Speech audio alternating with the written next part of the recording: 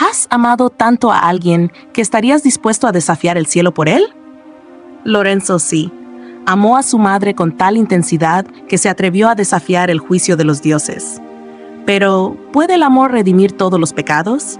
¿Y qué sucede cuando el karma, silencioso pero implacable? En los últimos días del siglo XV, en una villa polvorienta de La Rioja, vivía un hombre llamado Lorenzo Ruiz, a quien todos, con un suspiro de desprecio, conocían como el sin alma.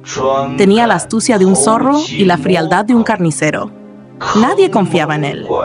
No porque lo conocieran bien, sino porque bastaba una mirada para saber que su conciencia estaba podrida. Su vida era un desfile de delitos: hurtos de mercado, engaños a ancianos, falsificación de monedas, incluso extorsión a viudas. Y sin embargo, cada vez que la guardia lo detenía, salía ileso. No por falta de pruebas, sino por su lengua venenosa y las monedas untadas que deslizaba a los escribanos bajo la mesa. Pero aquel hombre de rostro cínico y pasos sigilosos tenía una doble cara. Porque al cruzar el umbral de su vieja casa de adobe se transformaba. Su voz se suavizaba, su andar se hacía ligero, como si temiera quebrar el aire. Allí dentro, en un rincón con olor a albahaca y cera derretida, lo esperaba su madre ciega. A ella la trataba como si fuera la última flor de la tierra. Cada día le preparaba el guiso con esmero, soplaba la cuchara con ternura y se lo ofrecía como si se tratara de un banquete real. Si la anciana tosía, él corría con los jarabes, los probaba con la lengua antes de dárselos, y se quedaba velando su aliento por horas. En los días de calor, mientras el sudor le empapaba la frente, él la abanicaba sin pausa, murmurando canciones antiguas. Y cuando una noche una chispa de la cocina encendió las cortinas y el fuego devoró la mitad del techo, Lorenzo no dudó un segundo. Entró envuelto en llamas y salió con su madre en brazos. Su espalda quedó marcada de por vida, pero nunca lo mencionó. Para muchos, era el diablo vestido de hombre. Para ella, era el hijo más noble bajo el cielo. No obstante, entre toda la basura de su vida, hubo un acto tan cruel, tan mezquino, que hizo que hasta los ladrones del barrio le volvieran la cara. Una tarde de otoño, tras haber desvalijado a un grupo de vendedores ambulantes en la feria de Santo Domingo, huyó entre callejones como una sombra perseguida. Las monedas tintineaban en su faja, mientras el sudor le corría por la espalda. La guardia no estaba lejos. Con el corazón latiendo como un tambor, se escabulló en una ermita olvidada, una ruina cubierta de polvo donde ya ni las ratas se atrevían a dormir. Allí, en la penumbra, creyó encontrar refugio. Pero no estaba solo. Un viajero descansaba sobre un saco de lino, con la cabeza recostada sobre un latillo. Era un comerciante venido de tierras de Aragón. Se llamaba Diego Morales. Tenía el rostro tostado por el sol y los pies vendados del largo camino. Dormía sin sospechar que la muerte lo miraba de frente. Lorenzo no dudó.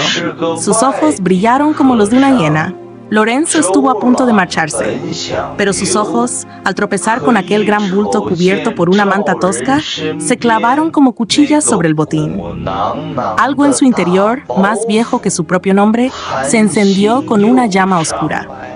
El viajero dormía profundamente, respirando con la tranquilidad de quien confía en el mundo.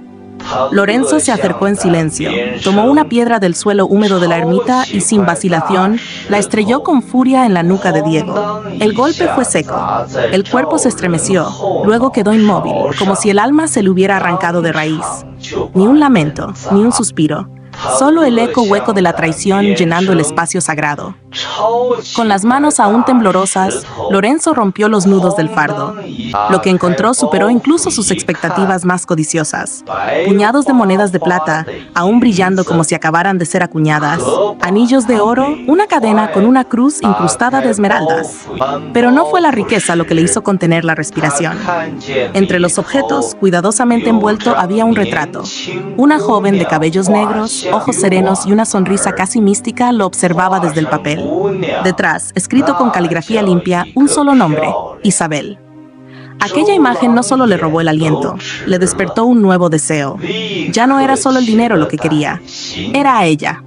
No tardó en escarbar entre los papeles del difunto: cartas, facturas, un contrato de tierras y un documento que lo hizo fruncir el ceño con interés.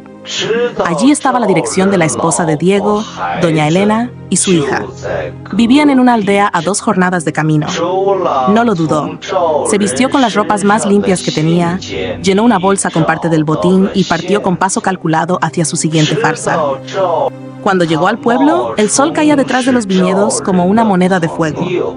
Se presentó en la puerta con rostro afligido, una caja de madera en la mano y un pañuelo en el cuello, simulando haber cabalgado durante horas. Tocó suavemente. Una mujer de rostro firme, mirada sobria y manos de costurera lo recibió. Era doña Elena. Él inclinó la cabeza con respeto y, sin dejar que ella hiciera preguntas, habló. Don Diego se ha visto obligado a viajar a Burgos por asuntos urgentes. Me rogó que viniera a entregarle esto. Es dinero para su sustento y palabras de tranquilidad. Elena no era ingenua. Había visto hombres así antes, muy amables, muy serviciales y demasiado sonrientes. Pero el nombre de su esposo y la presencia del dinero la obligaron a aceptar su versión, al menos por ahora. Lo hizo pasar, le ofreció agua y lo observó. Con cada gesto, Lorenzo iba envolviendo el aire de la casa como una serpiente alrededor del cuello. Durante 2 días se quedó en el pueblo. Se acercaba con comida, ayudaba en tareas pequeñas, se ganaba la simpatía de los vecinos. Pero sus ojos, cada vez que veían a Isabel en el jardín, se encendían con una intensidad que Elena no pudo dejar de notar. Hasta que una noche, mientras el fuego crepitaba en la chimenea y las sombras alargaban los silencios, él se decidió. Doña Elena, le ruego me escuche sin prejuicio. Su hija, Isabel, desde que la vi no he podido pensar en otra cosa. Sé que mi estancia aquí ha sido breve, pero mis sentimientos son profundos. Quiero pedirle su mano. Prometo cuidarla, protegerla, darle un hogar digno. Nada le faltará conmigo. Elena no alzó la voz ni mostró sorpresa, pero sus palabras cayeron como una puerta cerrándose con fuerza. Don Lorenzo, Isabel es aún joven. ¿Y su padre? No está. No hay lugar para decisiones apresuradas en temas tan delicados. Le agradezco su oferta, pero le ruego no insistir. Lorenzo fingió asentir con humildad, pero su interior ardía como pólvora. Había llegado hasta allí con una ambición clara y no estaba dispuesto a marcharse con las manos vacías. Esa misma noche no durmió. Esperó, observó. Y al amanecer del tercer día, cuando vio a Isabel caminar sola hacia el mercado con una cesta de frutas, supo que era el momento. Corrió entonces a casa de Elena. Abrió la puerta con apuro y un rostro cuidadosamente tallado por la preocupación. Doña Elena, la noto pálida. ¿Ese dolor en el pecho ha vuelto? Traje un té especial de hierbas muy raras que encontré en el camino. Permítame preparárselo. Doña Elena estaba por levantar la mano y rechazar la taza cuando Lorenzo, como si leyera su intención, se adelantó con una destreza que solo da la costumbre. Tomó el cuenco de barro vidriado, sacó el saquito de hierbas de su alforja y mientras lo agitaba con aire de naturalidad, deslizó bajo la espuma humeante un polvillo fino, casi imperceptible, que llevaba oculto bajo la uña del pulgar. Era un veneno lento, sutil, que no dejaba rastro ni sabor, aprendido de una vieja curandera a la que una vez robó. Vertió el agua, removió el contenido con una ramita seca de hinojo y, sin cambiar el gesto, ofreció la taza a la mujer que desde hacía días era su único obstáculo. Beba, doña Elena. Le aliviará ese ardor en el pecho. Ella, cansada y realmente afectada, bebió sin sospechas. Apenas 2 sorbos, un suspiro, y su expresión cambió. El rostro se le tensó como si un alambre invisible se le hubiera enroscado al corazón. Trató de levantarse, pero sus piernas flaquearon. Su boca se abrió como buscando oxígeno en un mar invisible. Cayó con un golpe seco y comenzó a convulsionar. Los ojos se le pusieron en blanco. Un gemido breve, casi un susurro de despedida, y el cuerpo quedó inmóvil, extendido sobre el suelo de madera. Parecía una muerte común, como tantas que llegaban sin aviso a los corazones cansados. Lorenzo no perdió un segundo.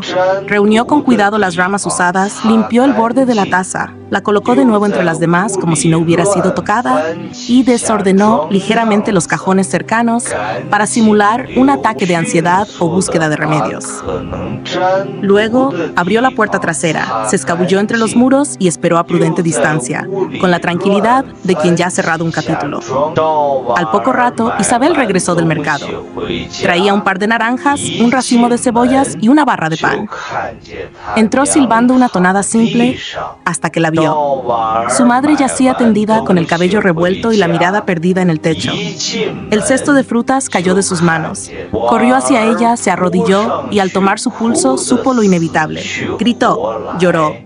Su llanto era puro, primitivo, como si el alma se le desgarrara por dentro. La mujer que la crió, que la protegió, que la cuidó con manos de hilo y voz de trueno se había ido. Fue entonces cuando Lorenzo volvió a aparecer, con la misma ropa, pero el rostro alterado por una expresión perfecta de horror y culpa. Corrió hacia la joven, se arrodilló también y abrazándola murmuró, «No puede ser, esta mañana estaba tan bien». «Dios mío, Isabel, esto es culpa mía, debí quedarme con ella». «Lo siento tanto, no estás sola, me encargaré de todo». Y lo hizo. Como si fuera el hijo legítimo de la fallecida, pagó el ataúd con las monedas robadas, contrató al carpintero más respetado del pueblo, organizó el velorio con cirios y cantos, eligió un rincón soleado en el cementerio para la tumba y mandó grabar en la cruz de madera un epitafio que hizo llorar hasta los más duros. Nadie sospechó. Todos lo vieron como un hombre de corazón noble, un amigo fiel de la familia, un caballero que en tiempos de desgracia actuaba con honores que ya no se veían. Isabel, sola, frágil, desbordada por la pena y la desorientación, se apoyó en el único hombro que quedaba. No tenía más parientes, ni hermanos, ni tierra. Solo recuerdos, silencio, y aquel hombre que le hablaba con voz dulce, que le ofrecía seguridad en medio de la tormenta. Con palabras suaves como miel templada, él la envolvió. «Isabel, déjame cuidar de ti. No tienes por qué sufrir más. Si te casas conmigo, te prometo que nunca te faltará amor ni pan, abrigo ni ternura. Serás mi reina, en una casa donde el dolor no podrá entrar». Isabel, con los ojos aún hinchados por el duelo, con la voluntad quebrada por el miedo al abandono, asintió. No por amor, sino porque en ese momento vio otra salida. Lorenzo no perdió ni un instante. Apenas Isabel aceptó, la condujo a su casa como quien lleva un objeto nuevo y deseado. Organizó una ceremonia breve, sin sacerdotes ni bendiciones, apenas un par de testigos y un papel firmado de mala gana. La presentó como su esposa, pero en su interior no la veía más que como una posesión más, una pieza que había conseguido con astucia. Y como suele decirse en Castilla, el lobo puede mudarse de piel, pero nunca deja de ser lobo. Poco duró el fingido afecto. Apenas se desvaneció la novedad, volvió a su naturaleza viciosa como si nunca hubiese sido interrumpida. La ciudad lo vio reaparecer en sus rincones más turbios, acompañado ahora de una mujer de mala fama, Carmela, una bailarina vulgar del Teatro de la Ribera, conocida por sus espectáculos obscenos y su lengua ponzoñosa. No tardó en caer rendido ante su descaro, y en cuestión de días la instaló en casa como si fuera su señora legítima.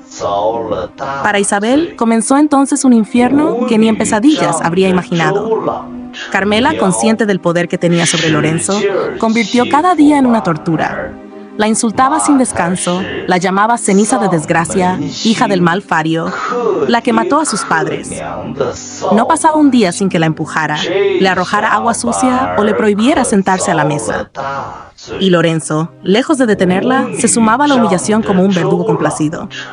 La golpeaba, la llamaba estorbo, llegó incluso a prohibirle hablar con los vecinos. Una tarde, Carmela alegó con lágrimas falsas que le había desaparecido un broche de oro. Acusó a Isabel con voz rota, como si fuera la víctima.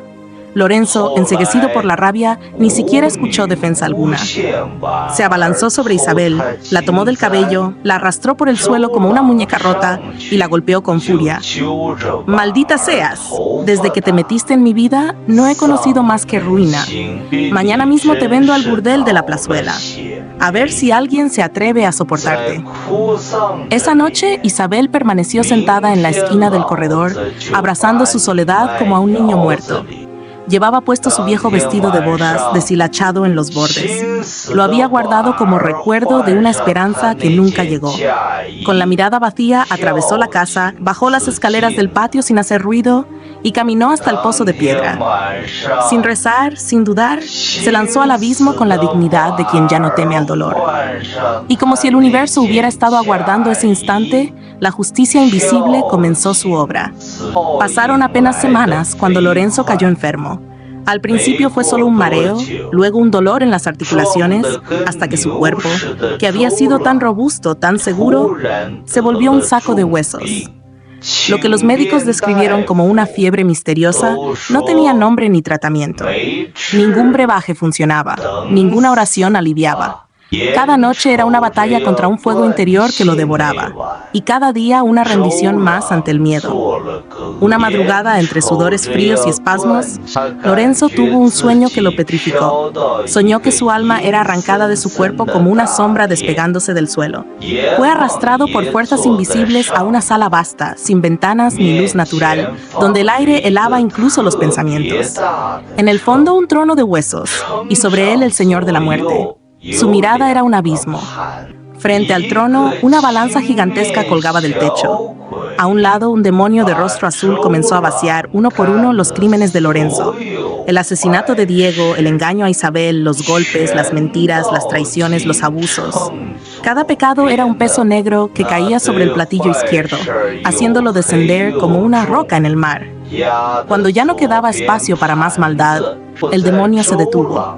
Rebuscó en un saco oscuro en busca de algo que pudiera inclinar la balanza hacia la piedad. Tras un momento, extrajo con cuidado 3 pequeñas acciones: los cuidados a su madre ciega, la comida soplada con ternura, las noches en vela, las manos que la protegieron entre llamas. Las colocó con respeto sobre el platillo derecho, y entonces, contra todo pronóstico, la balanza se detuvo. No bajó más. Tampoco subió. Simplemente se equilibró. El demonio, con ojos de fuego y rostro tallado por siglos de tormento, se detuvo un instante, desconcertado por lo que acababa de ver en la balanza. No era común que el platillo del bien siquiera se moviera cuando se trataba de almas como la de Lorenzo. Y sin embargo, ahí estaba, equilibrando con esfuerzo titánico los crímenes más abominables con unas pocas acciones de amor sincero. Respiró hondo, como si el peso de ese equilibrio también lo afectara a él, y murmuró con tono seco: Señor, este hombre ha saqueado, mentido, matado, traicionado y deshonrado la vida humana en todas sus formas, pero también ha cuidado a su madre como un hijo ejemplar, con ternura, con entrega, y lo hizo no por interés, sino por amor genuino. Esas obras, pequeñas pero puras, pesan tanto como sus infiernos. El Señor de la Muerte, sentado en su trono de huesos petrificados, alzó la mirada. Sus ojos no brillaban, quemaban. Abrió el gran libro de las existencias, donde el destino de cada alma está inscrito desde el primer aliento hasta el último suspiro. Pasó las páginas sin prisa, como si cada palabra pesara siglos. Cuando encontró el nombre de Lorenzo, posó un dedo largo y afilado sobre la línea final. Su voz no fue un grito, fue un trueno que resonó en la médula del universo. Lorenzo Ruiz, tus crímenes claman justicia. El infierno te reclama, y la ley eterna exige tu alma como pago por los actos que cometiste sin remordimiento. Pero hizo una pausa, como si la siguiente palabra costara arrancarla del abismo. Tu devoción a tu madre no puede ser ignorada. El equilibrio de esta balanza es inapelable. Se te concederá una única oportunidad. El demonio retrocedió un paso. Las sombras del lugar parecían agitarse como bestias inquietas. Volverás al mundo de los vivos, no como un hombre libre, sino como un condenado en suspenso. Vivirás solamente hasta el día en que honres por última vez a la mujer que te amó incondicionalmente. Cuando ese deber esté cumplido, regresaré por ti. Y escucha bien, si tu alma vuelve a mancharse con una sola acción impura, ni tu madre ni el mismo cielo podrán protegerte.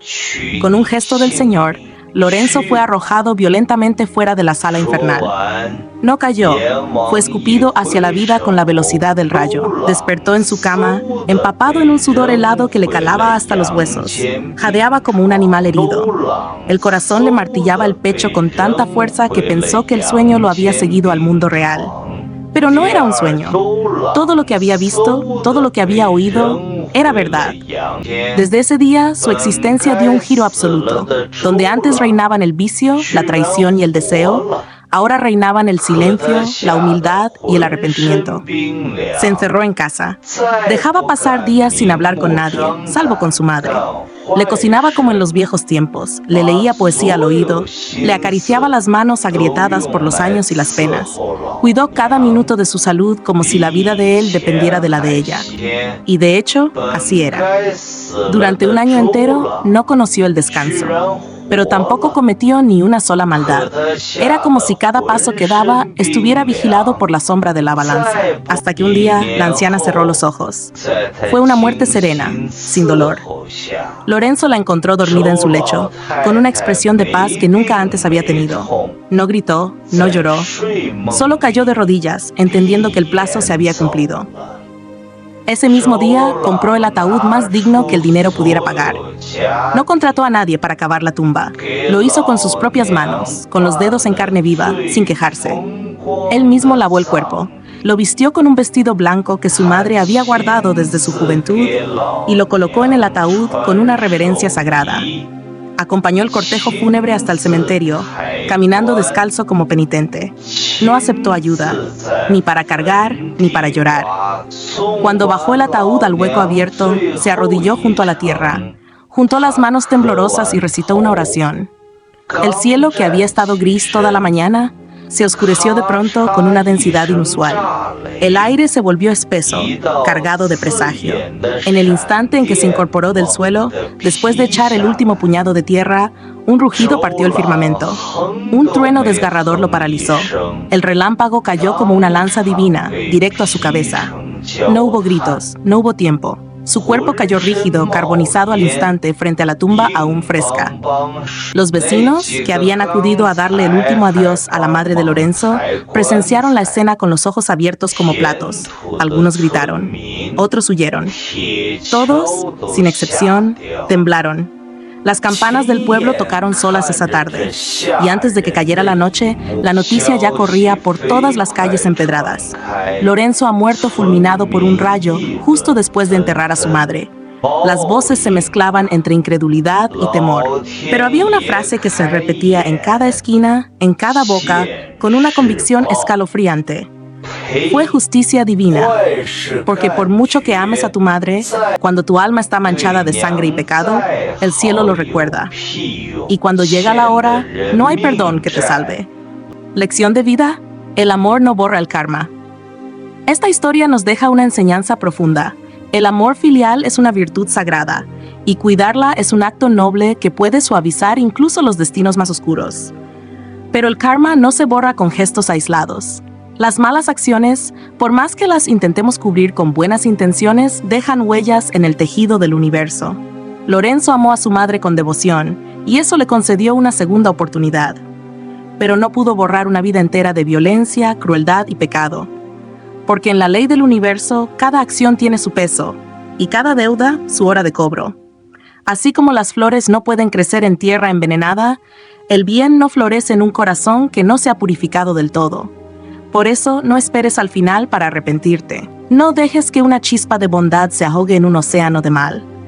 Haz del bien un hábito, del arrepentimiento una transformación, y de tu vida una ofrenda constante de compasión y justicia. Porque al final, el cielo puede perdonar, pero nunca olvidar.